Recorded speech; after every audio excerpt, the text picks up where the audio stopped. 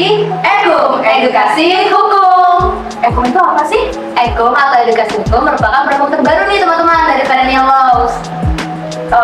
Terus tujuan Ekum itu ada apa aja, Pak? Program Ekum sendiri bertujuan untuk memberikan edukasi online kepada masyarakat umum juga mahasiswa hukum. Nanti di dalam Ekum sendiri bisa membantu mahasiswa hukum juga sobat perennial untuk menjawab pertanyaan yang mungkin tidak sempat ditanyakan di dalam kelas. Juga ada istilah-istilah hukum loh ya di dalamnya. Gimana kalau kita langsung aja coba? Karena mungkin ada mahasiswa yang sini yang pengen nanya nih, tapi nggak cukup waktu mungkin di kelasnya.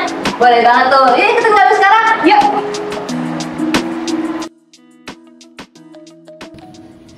Kebetulan banget tuh ada mahasiswa. Yuk kita tanya. Permisi Kak, boleh minta waktu sebentar? Oh, boleh Kak. Sebelumnya boleh perkenalkan nama dan juga kakak sekolah semester Bapak. Termasuknya teman saya Mas Dar, sekarang kita sudah tidak. Kami dari Perennial nih Kak, pengen nanya, selama kakak menjadi kuliah, ada nggak sih pertanyaan yang nggak sempat kakak tanyakan di dalam mata kuliah yang itu kakak susah untuk jalannya? Terus mungkin pas kakak mau tanya nggak sempat gitu di dalam mata kuliah, itu pada sekali sih Kak.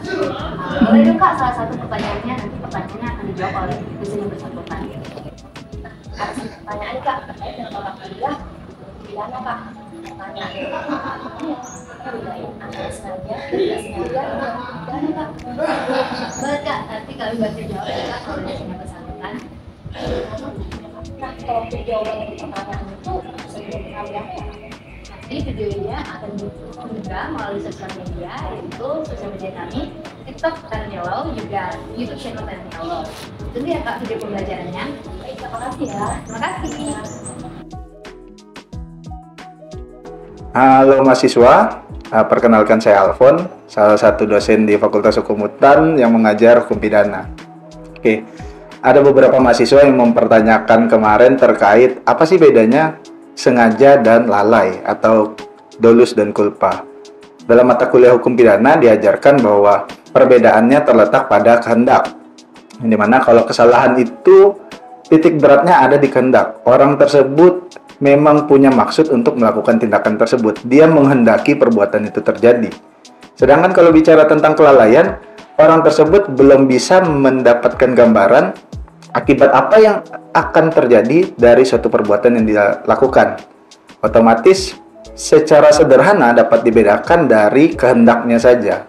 Untuk sengaja itu kehendaknya memang ditujukan seperti itu, tapi kalau untuk lalai dia gagal atau dia tidak bisa membayangkan potensi atau dampak atau akibat apa yang terjadi dari suatu tindakannya. Oke, untuk memperdalamnya kalian bisa dapatkan di mata kuliah hukum pidana. Mungkin sekian, terima kasih.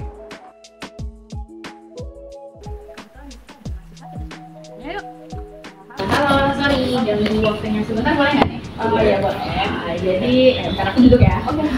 Jadi di sini aku mau kenalin dulu sebelumnya. Aku dari bidang edukasi hukum, Ekum dari Perennial Law.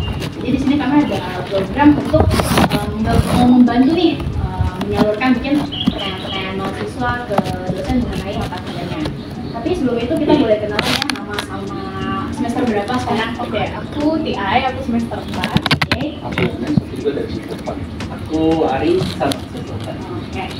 Nah, jadi di sini karena tadi aku juga udah singgung ya soal program kami. Kira-kira ada nggak sih di semester 4 ini mata kuliah yang mungkin kalian kayaknya belum connect atau mungkin ada pertanyaan yang belum sempat kalian tanyain sama dosennya?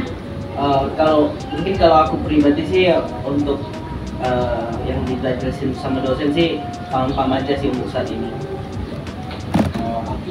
Ada sih. Aku lupa. Oke. Kalau aku ada, oke. Aku udah catat di HP, aku boleh buka. Oh, silakan. Jadi ini terkait tentang mata kuliah hukum keluarga dan waris adat, kebetulan semester 4 kan lagi belajar ini ya. Nah, aku mau nanya nih, gimana pembagian ahli waris bagi anak di luar kawin menurut hukum keluarga dan adat? Apakah ketentuannya itu sesuai dengan peraturan yang ada di KUH Perdata? Gitu aja sih. Oke, jadi karena tadi ada pertanyaan juga, ini mungkin nanti kami akan tanyakan sama dosen yang bersangkutan yang mengajar mata kuliah tersebut untuk pembelajaran lebih lanjut.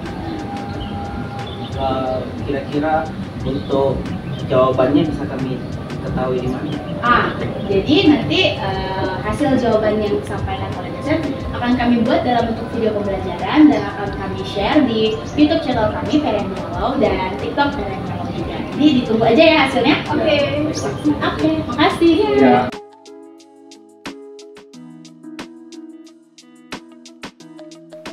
Baik, pertama kali kita mau jelaskan bahwa yang dimaksud dengan anak luar kawin menurut ketentuan hukum waris adat itu adalah anak yang dilahirkan oleh perempuan yang tidak kawin secara adat. Secara adat itu artinya sah secara adat. Sah secara adat itu apabila dilakukan menurut ketentuan hukum adat dan di hadapan kepala adat. Dengan demikian bahwa anak luar kawin itu adalah karena dia tidak mengikuti aturan adat dan ketentuan hukum adat, maka anak luar kawin. Oleh karena itu, hubungannya hanya dengan ibu yang melahirkannya. Bagaimana dengan bapaknya? Kalau kemudian diadakan perkawinan darurat atau kawin paksa, maka bapaknya adalah ayah atau laki-laki yang mengawini ibu yang melahirkan itu. Dengan demikian, maka dia mewaris dari kedua orang tua. Akan tetapi kalau dia tidak diadakan kawin paksa atau kawin darurat, maka dia hanya memiliki hubungan dengan ibunya. Dengan demikian dia hanya menjadi ahli waris dari ibunya saja, bukan dari kedua orang tuanya. Kalau kita bicara soal bagaimana kedudukan anak luar kawin dalam KUH Perdata, anak luar kawin dalam KUH Perdata itu ada 3 kedudukannya. Yang pertama adalah anak luar kawin yang diakui. Anak luar kawin yang diakui atau dapat diakui ini adalah anak luar kawin yang lahir di mana antara laki-laki dan perempuan itu tidak ada ikatan apapun, artinya tidak ada ikatan perkawinan, artinya kedua-dua boleh katakan yang satu bujang, yang satu gadis. Nah, dalam hal demikian anak yang dilahirkan itu adalah anak yang dapat diakui. Karena dia dapat diakui, maka dia memiliki hubungan keperdataan dengan ibu dan ayahnya. Demikian maka dia berhak untuk mewaris ibu dan ayahnya, harta warisan dari ibu dan ayahnya. Yang kedua adalah anak luar kawin yang lahir dari perempuan dan laki-laki, di mana salah satunya terikat oleh perkawinan. Terhadap anak yang dilahirkan itu adalah anak jinah. Anak jinah itu hanya memiliki hubungan keperdataan dengan ibunya. Dia dalam status ini adalah anak yang tidak dapat diakui. Artinya tidak dapat diakui oleh laki-laki yang menghamili ibunya itu tadi.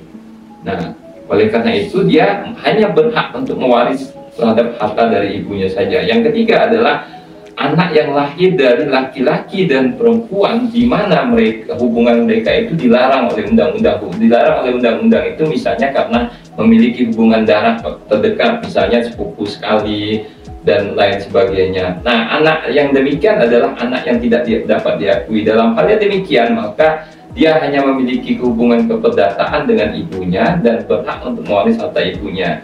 Akan tetapi, kalau dia perkawinannya itu tadi mendapat dispensasi dari presiden, maka kemudian perkawinannya itu diakui. Dalam hal demikian, maka dia menjadi anak yang sah. Dengan demikian, bahwa hubungan keperdataannya antara dia dan ibunya, dan dia juga dengan ayahnya, artinya dari kedua orang tua. Dengan demikian dia menjadi ahli waris dari kedua orang tuanya. Kalau mendapat dispensasi, kalau tidak mendapat dispensasi, dia hanya memiliki hubungan keperdataan dengan ibunya saja.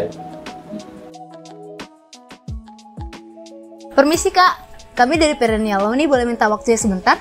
Boleh. Sebelumnya saya boleh duduk dulu? Iya, silakan. Pertama-tama boleh kali Kak perkenalannya, nama dan juga sekarang semester berapa? Oh iya, perkenalkan nama saya Nancy, saya semester 6. Saya Bulan, saya juga semester 6. Nama saya Steve, sama juga dari semester 6. Kami dari Perennial Law, dari bidang Ekum ini pengen nanya nih Kak, kami ada program kerja di mana kami bisa menjawab pertanyaan-pertanyaan Kakak. Misalnya nih, ada mata kuliah yang kakak-kakak mungkin susah untuk mengerti mata kuliah tersebut, atau misalnya ada pertanyaan di mata kuliah tersebut cuman gak sempat nanya gitu karena keterbatasan waktu. Kakak-kakak ada pertanyaan yang seperti itu? Wah, kalau saya belum ada sih, nggak tahu kalau yang lain. Aku ada sih, mau nanya tentang saksi mahkota. Kedudukannya tuh gimana dalam perkara pidana? Wah, pas banget tuh Kak, kami bisa bantu Kakak jawab pertanyaan tersebut melalui dosen yang bersangkutan juga. Oh, itu videonya bisa dilihat di mana kira-kira? Oh, nanti videonya dibuat menjadi video pembelajaran. Nanti akan kami unggah di TikTok Perennial Law dan juga YouTube channel Perennial Law. Ditunggu ya Kak videonya. Oke. Terima kasih Kak waktunya semuanya. Ya, mengenai saksi mahkota ini secara yuridis formal Kitab Undang-Undang Hukum Acara Pidana tidak mengatur. Berarti Kitab Undang-Undang Hukum Acara Pidana pun tidak memberikan pengertian tentang saksi mahkota. Saksi itu diatur oleh hukum acara pidana. Ya. Sedangkan saksi mahkota ini tidak diatur sama sekali. Namun dalam prakteknya, dalam praktek peradilan, menyangkut saksi mahkota ini ada beberapa kali dilakukan.